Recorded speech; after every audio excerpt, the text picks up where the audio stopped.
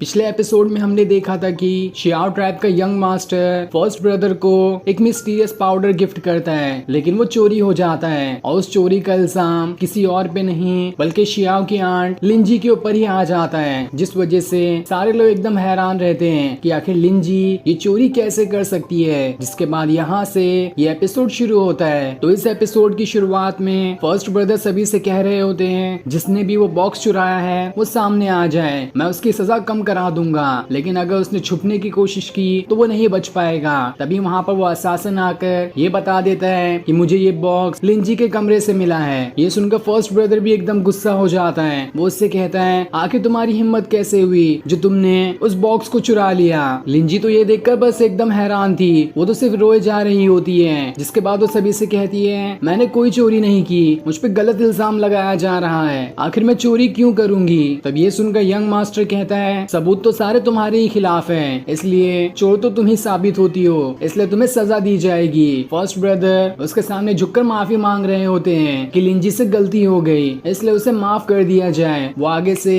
ऐसी गलती करने की कभी कोशिश नहीं करेगी। मुझे तो लगता है लिंजी ने इसलिए उसे चोरी किया होगा ताकि वो उसे शियाओ को दे सके, क्योंकि उस पाउडर के अंदर इतनी पावर्स है कि वो शियाओ की बीमारी खत्म कर सकता है, जिस वजह से शियाओ बहुत ज्यादा पावरफुल बन जाएगा अपनी कल्टीवेशन करके। यही वजह होगी कि लिंजी ने उसी के लिए उस पाउडर को चुराया होगा। ये सुनकर तो शियाओ भी हैरान हो रहा होता है कि ये फर्स्ट ब्रदर माफी तो मांग रहा है, लेकिन इसे ये भरोसा नहीं कि उसी की फैमिली की मेंबर ऐसे कैसे चोरी कर सकती है। वहीं यंग मास्टर फर्स्ट ब्रदर से कहता है जब लिंजी ने चोरी कर ही ली है तो इसे सजा तो देनी ही होगी, इसलिए मैं इसे अपने शियाओ ट्राइब में ले जाऊंगा, क्योंकि इसने चोरी भी शियाओ ट्राइब की चीज की है, तो यही वजह से उसे सजा भी शियाओ ट्राइब में देनी चाहिए। लेकिन यहाँ तो उसका अलग ही प्लान होता है, वो यहाँ से लिंजी को लेके जाकर कहीं और ही लेकर चला जाएगा, इसीलिए उसने इतना बड़ा प्लान बनाया ताकि वो लिंजी को बस इस सेक्ट से सबसे पहले निकाल सके। तब शियाओ सभी से कहता है मेरे पास कुछ सवाल है, उसका मुझे जवाब चाहिए, उसके बाद ही मुझे यकीन होगा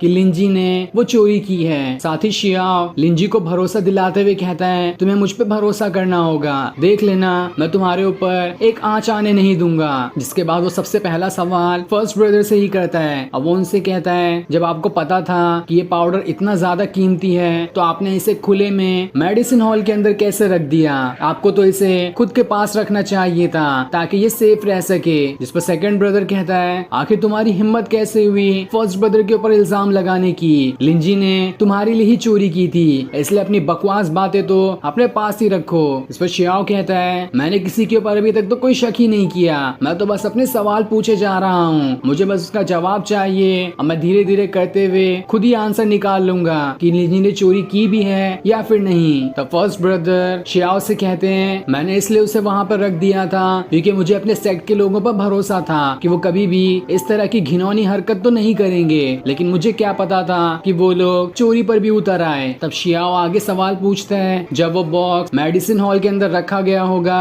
तो वहाँ पर आसपास के मेडिसिन के हर्बल सेंट्स उसके ऊपर लगे होंगे, और अगर हम उस मेडिसिन बॉक्स को स्मेल करें तो उससे हमें ये पता चल सकता है कि उसके ऊपर कौन से हर्बल सेंट्स लगे हुए हैं, क्योंकि सेक्ट के सारे डिसाइपल अपने मेरिडियंसी ठीक करने के लिए फार्मेसी हॉल में जाया करते हैं और सबके पास अलग अलग मेडिसिन के अलग अलग हर्बल सेंट्स होते हैं। इसकी मदद से हम ये पता लगा सकते हैं कि कौन उस बॉक्स के पास गया होगा। लेकिन तब असासिन बात को घुमाते हुए कहता है वो बॉक्स बहुत ज्यादा मिस्टीरियस है और कीमती भी है, तुम्हारे जैसा इंसान उसे हाथ भी नहीं लगा सकता। लेकिन यंग मास्टर कहता है वो नहीं लगा सकता तो लाओ मुझे दे दो, मैं ही उसे स्मेल कर लेता हूँ, जिस वजह से इस शियाओ का शक तो दूर हो जाएगा। इसके बाद शियाओ आगे ये भी कहता है कि मुझे काफी सारी मेडिसिन के हर्बल सेंट्स मालूम है, इसलिए अगर उस बॉक्स के अंदर से थोड़ी मीठी खुशबू आ रही है तो हो सकता है कि वो हमारे सेक्ट का ही कोई इंसान हो, क्योंकि हमारे सेक्ट के सारे डिसाइपल थोड़ी मीठी तरह की खुशबू के हर्बल का इस्तेमाल करते हैं, और अगर वो मीठा नहीं हुआ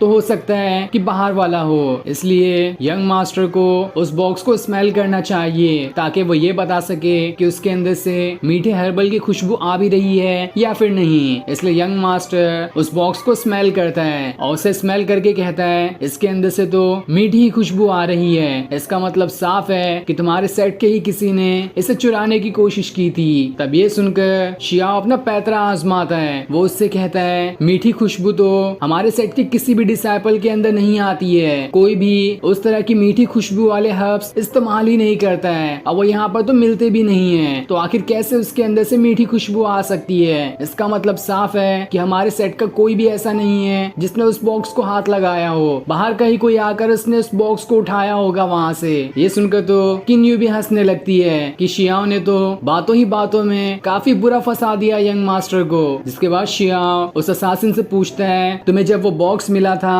तो मुझे ये बताओ कि लिंजी का बेड कमरे की किस तरफ रखा हुआ है, उसका पिलो कौन से कलर का है और उसके बेड पर कौन सी बेडशीट रखी है। जब तुमने उसी जगह से बॉक्स उठाया है तो तुम्हें ये सारी चीजें तो मालूम ही होनी चाहिए। ये सुनकर तो असासिन के पसीने छूटने लगते हैं। तब उसकी शक्ल देखकर शियाओ कहता है, अब तो मुझे पूरा यकीन हो गया है कि लिंजी ने उस बॉक्स को नहीं चुराया था, बल्कि तुमने खुद ही उस बॉक्स को उठाकर वहां जाकर रख दिया ताकि फंसा सको कि लिंजी ने ये सारा काम किया है। अब तो चोर सबके सामने ही आ गया। ये सुनकर यंग मास्टर कहता है, आखिर तुम्हारी हिम्मत कैसे हुई हमारे ऊपर ही उल्टा इल्जाम लगाने की। जिसके बाद वो अपने असासिन को शियाओ को मारने उसकी तरफ भेज देता है। लेकिन जैसे वो उसके ऊपर अटैक करता, इससे पहले ही शियाओ के ग्रैंडपा सामने आ जाते हैं, जो उस असासिन से फाइट करना शुरू कर देते हैं। लेकिन वो असासिन उन्हें मारकर वहां से दूर फेंक देता है। जिसके बाद अब एक दूसरा असासिन दोबारा से वहां पे फाइट करने के लिए आ रहा होता है, इसलिए ग्रैंडपा उससे भी फाइट करने जाते हैं, लेकिन वो भी उनके सामने नहीं टिक पाते। तब शियाओ ट्राइब का एल्डर यंग मास्टर से कहता है, हमें यहाँ पर झगड़ा नहीं करना चाहिए, इससे हमारे शियाओ ट्राइब की ही इज्जत खराब होगी। जिसके बाद शियाओ के ग्रैंडपा सबके सामने आकर कहते हैं, मैं इस बात का यकीन दिला सकता हूँ कि लिंजी ने चोरी नहीं की है। कल रात वो उस बॉक्स को चुराने जा रही थी, लेकिन मैंने उसे पकड़ लिया था और उसे दोबारा से उसके कमरे में लेकर चला गया। जिसके बाद मैं रात भर वहीं पर मौजूद था। जब वो मेरे सामने ही थी तो आखिर वो चोरी कैसे कर सकती है? और आप सबको तो मेरी बातों पे भरोसा होना ही चाहिए, क्योंकि जब से मैं यहाँ पर हूँ तब से मैंने किसी से भी कोई झूठ नहीं कहा है। मैं हमेशा अपने सेट के प्रति ईमानदार रहा हूँ, इसलिए सभी को मुझ पर भरोसा होगा। लेकिन ये सुनकर यू लॉन्ग उससे कहता है, जिस इंसान ने पिछले 18 सालों से झूठ कहा हो उसके ऊपर कैसे भरोसा किया जा सकता है? ये सुनकर तो सारे लोग हैरान रह जाते हैं कि आखिर यू लॉन्ग कहना क्या चाहता है। जिसके बाद यू लॉन्ग शियाओ के ग्रैंडपा के पास आकर कहता है, अपने मरे हुए बेटे की कसम खाकर कहो कि ये शियाओ तुम्हारा असली ग्रैंडसन है भी या नहीं, या फिर तुमने उसे खाली गोद ले लिया।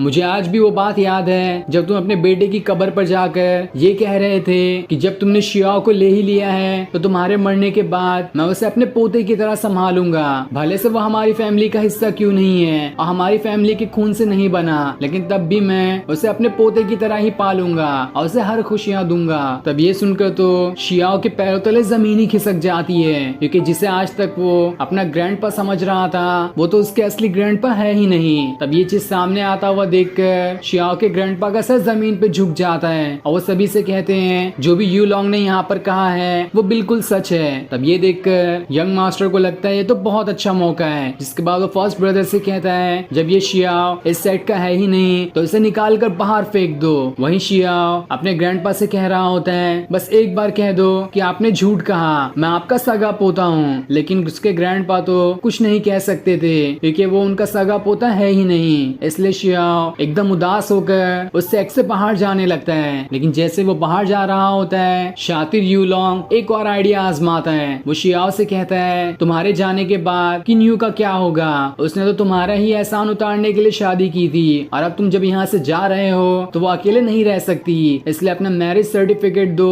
और उसे फाड़ दो, जिस वजह से आज से तुम अपने रास्ते और किन्यू अपने रास्ते। लेकिन शियाओ कहता है, ये तुम्हारा मैटर नहीं है, इसलिए अपने काम से मतलब रखो। तब ये सुनकर शियाओ किन्यू के पास आता है और उसे अपना मैरिज सर्टिफिकेट देते हुए कहता है, मैंने ये तुम्हारे हाथों में दे दिया है, अगर तुम मुझे अपना हस्बैंड मानती होगी तो इसे अपने पास रखोगी, और अगर नहीं तो सबके सामने ही इसे फाड़ देना, अब फैसला तुम्हारा होगा। जिसके बाद वो वहाँ से चला जाता है। लेकिन जाते जाते वो ये कहते जाता है कि चाहे कुछ भी हो जाए मेरे ग्रैंडपा और लिंजी का ख्याल रखना। और इतना कहने के बाद वो उदास मन से वहाँ से चला जाता है। जिसके बाद यू लॉन्ग किन्यू से कह रहा होता है, अब तो आपके लिए रास्ता साफ हो गया, उस मैरिज सर्टिफिकेट को फाड़ दो। जिसके बाद आपको तो कई सारे खूबसूरत लड़के मिल जाएंगे, क्योंकि आपके अंदर खूबसूरती की तो कमी नहीं है। किन्यू तो बहुत ज्यादा गुस्से में होती है। वो यू लॉन्ग से कहती है, तुझे समझ में नहीं आता है कि शियाओ यहाँ पर क्या कह कर गया, अपने काम से काम मतलब रख। ये सुनकर तो यंग मास्टर को बहुत ज्यादा गुस्सा आ जाता है और वो अपने असासिन को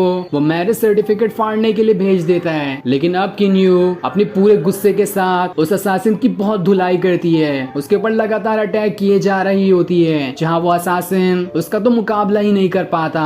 लेकिन जब वो देखता है कि किन्यू उसके हाथ से बाहर निकलते जा रही है, तो अपनी बहुत ही खतरनाक और पावरफुल टेक्निक का इस्तेमाल करता है। और जैसे वो उस टेक्निक को एक्टिवेट करता है, वो अटैक किन्यू को बहुत जोर से लगता है, इसलिए वो वहां से दूर गिर जाती है। जिसके बाद वो असासिन एक और खतरनाक अटैक किन्यू पे करने वाला होता है। लेकिन जैसे वो अटैक करता, इससे पहले एक जोरदार अटैक आकर उसे ही लग जाता है, जिस वजह से वो बहुत दूर जाकर गिरता है। और अब वहाँ पर किन्यू की मास्टर आ जाती है, जिसका नाम यूली है, और वो एक इमॉर्टल भी है। ये देखकर यंग मास्टर तो घबरा जाता है। उसके सेट का एल्डर उससे कहता है ये क्लाउड सेट की एल्डर है और वहाँ के 7 इमॉर्टल में से एक है। इसके सामने तो हमारे जैसे 10 भी धूल के बराबर हैं। वही यूली सभी से कहती है आखिर तुम लोगों की हिम्मत कैसे हुई मेरे डिसाइपल की मैरिज में टांग अड़ाने की। उसका जो फैसला है उसे वही करने दो। जिसके बाद वो किन्यू को अपने साथ ले जाने लगती है, और उसके जाने के बाद असासिन लिंजी को अपने साथ ले जाने लगता है ताकि वो उसे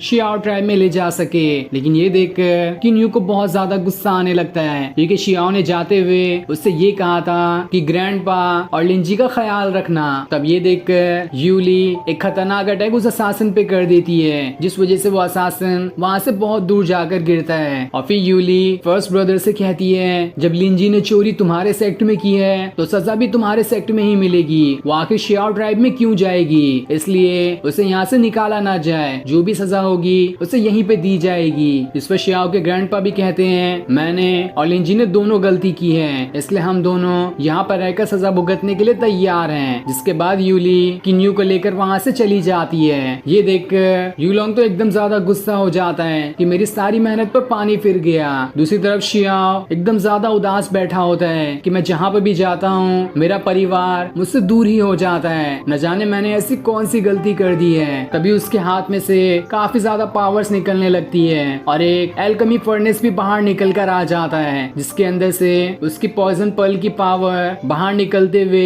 एक पिल बना लेती है, जो कि काफी ज्यादा पावरफुल दिखाई दे रहा था। और फिर शियाओ उस पिल की पावर्स को अपने अंदर समा लेता है, जिस वजह से वो इनविजिबल हो जाता है। और फिर वो खुद से कहता है यूलोंग देख लेना, अगर मैंने तुम्हें सबक नहीं सिखाया तो मेरा नाम भी शियाओ नहीं। और उसके इतना कहते ही ये एपिसोड यहीं पर एंड हो जाता है। Thanks for watching.